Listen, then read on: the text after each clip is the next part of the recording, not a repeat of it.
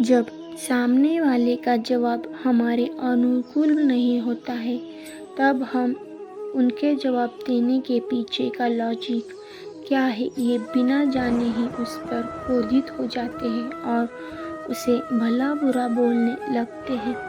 ये कहानी में भी कुछ ऐसा ही होता है। एक 6 साल के लड़के को टीचर गणित पढ़ा रहे थे। टीचर ने उस लड़के से पूछा कि अगर मैं तुम्हें एक सेब दूँ, फिर एक और सेब दूँ और फिर से एक और सेब दूँ, तो मुझे ये बताओ कि तुम्हारे पास कितने सेब हो जाएंगे। लड़के ने कुछ देर सोचा, फिर उसने जवाब दिया 4।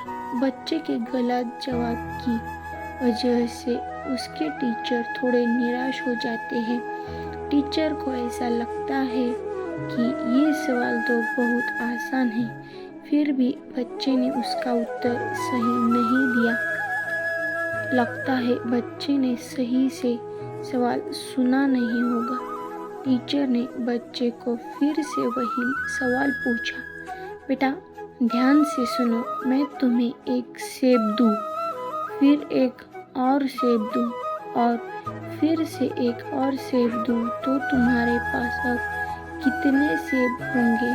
वो 6 साल का लड़का टीचर का चेहरा देखकर समझ गया था कि टीचर उसके जवाब से खुश नहीं है। वो अपनी उंगलियों से गिनने लगा और ऐसा सोच रहा था कि मैं ऐसा क्या उत्तर बताऊं जिससे टीचर खुश हो जाए। उस बच्चे ने दिमाग में ये नहीं था कि उसका जवाब सही हो, बल्कि ये था कि मेरे टीचर मेरे जवाब से खुश हो जाए। बहुत सोचने के बाद लड़का बोला 4।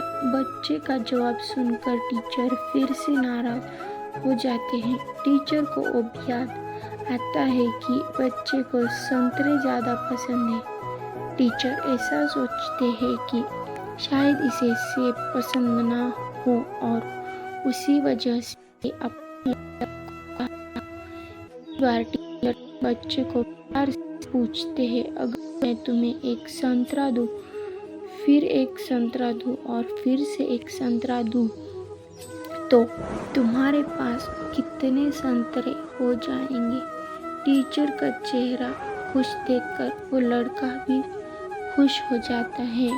वो अपनी उंगलियों से गिनना शुरू करता है और बोलता है 3।